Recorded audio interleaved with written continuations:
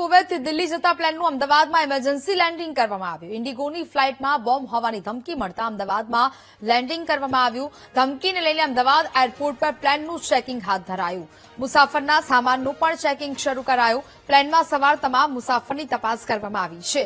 180 મુસાફરો સાથે કુવૈતથી દિલ્હી જઈ રહ્યું હતું આ પ્લેન, જેને અમદાવાદ એરપોર્ટ પર લેન્ડિંગ કરવામાં આવ્યું ને તમામ લોકોની તપાસ છે તે શરૂ કરવામાં આવી। તો પ્લેનમાં સવાર તમામ મુસાફરોની પણ તપાસ કરવામાં આવી છે। 180 મુસાફરો સાથે કુવૈતથી દિલ્હી જતું હતું આ પ્લેન। સંવાદદાતા પાર્થ ફોન લાઈન પર જોડાયા છે। પાર્થ, કુવૈતથી દિલ્હી જતા પ્લેનનું અમદાવાદમાં ઇમરજન્સી લેન્ડિંગ થયું છે, શું વિગત? અમદાવાદ એરપોર્ટ ઉપર આજે ઇન્ડિગો ફ્લાઇટનું ઇમરજન્સી લેન્ડિંગ કરવામાં આવ્યું છે।